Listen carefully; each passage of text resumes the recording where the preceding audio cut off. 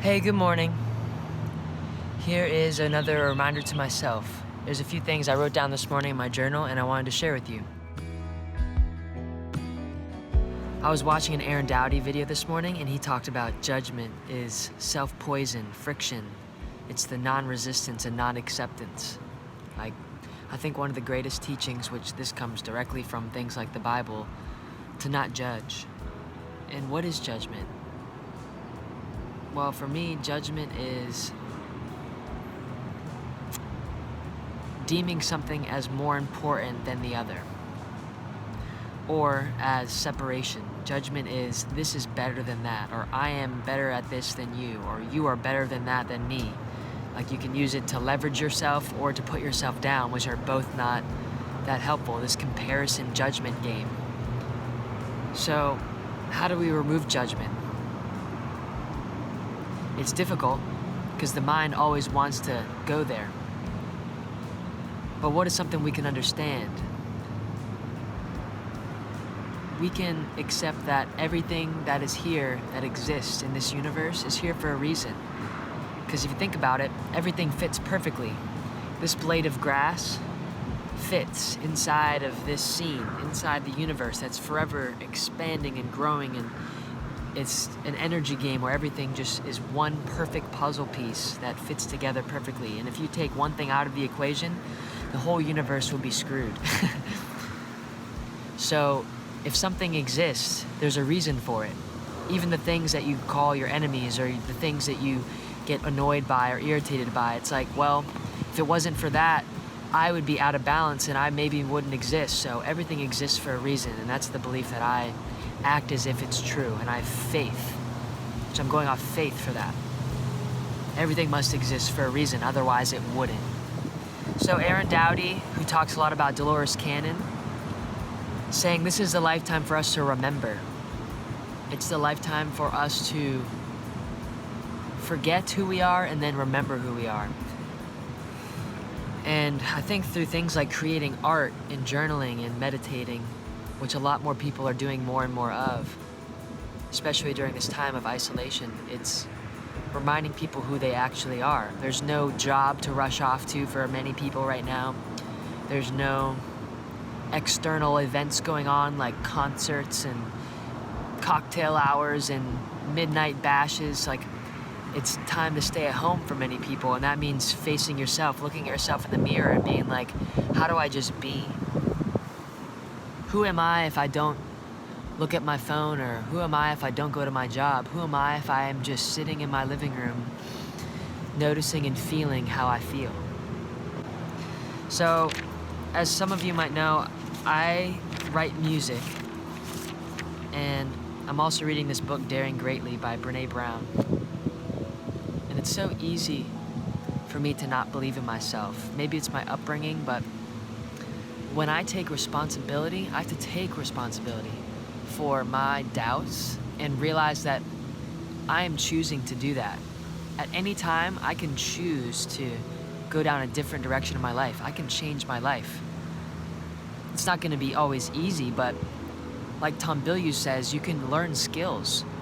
If you're a tree, you can't really travel the world and transform and learn new skills and languages. If you're a tree, you're more or less going to be in the same 100-foot radius, just growing up and a little left and a little right. But humans, we have this ability to adapt and evolve and grow and share and communicate and create all these things and imagine.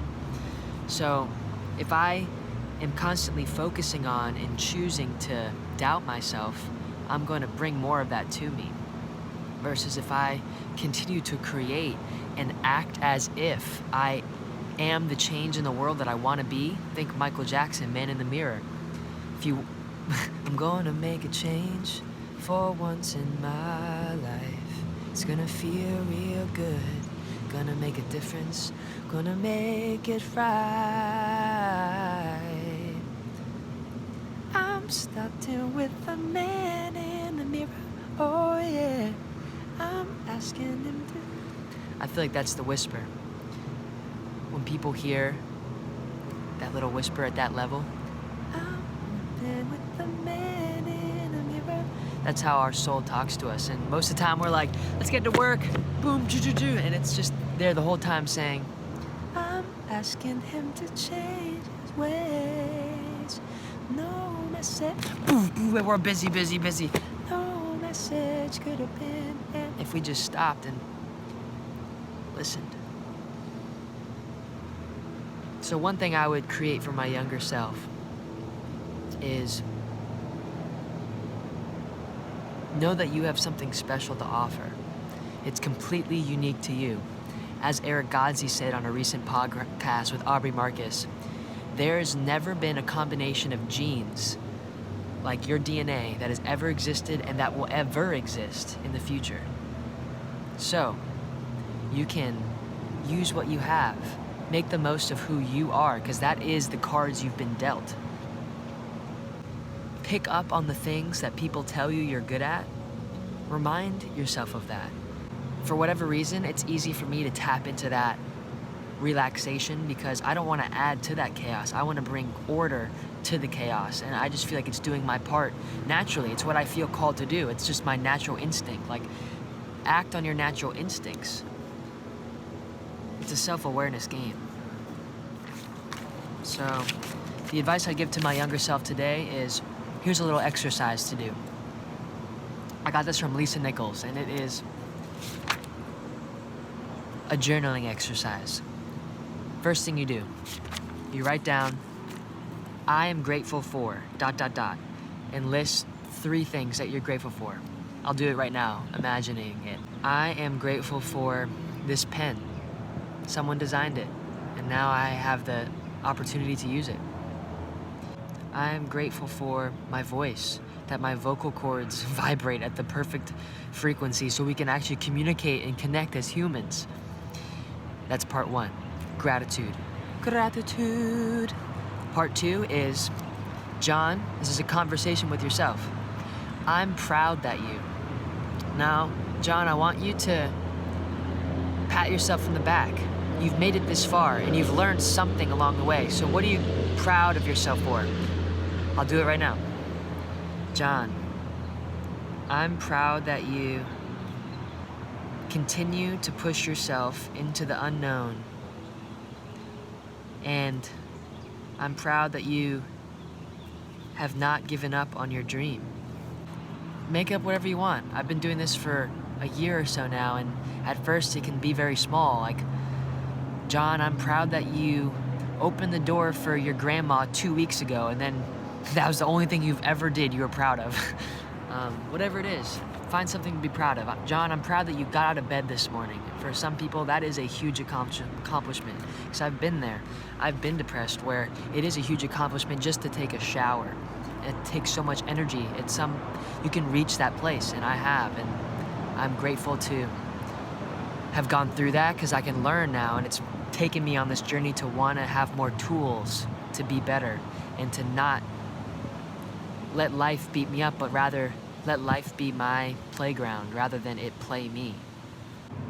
All right, that's a reminder to myself and my younger self. Let's do 5 deep breaths together, and then I'll sign off.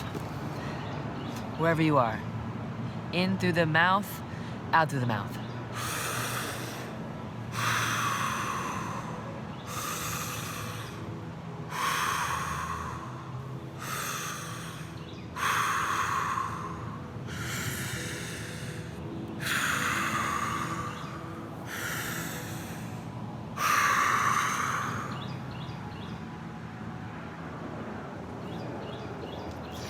Have a great day. I love you. We're in this together. If there's anything I can do to support you and help you through what you're going through and help each other go what we're going through during this time, we're in it together. I have lots of music and things on my channel to check out, and more music on the way. If you have any questions or things that stood out to you, let me know in the comments below, and I'll see you in the next video. Much love.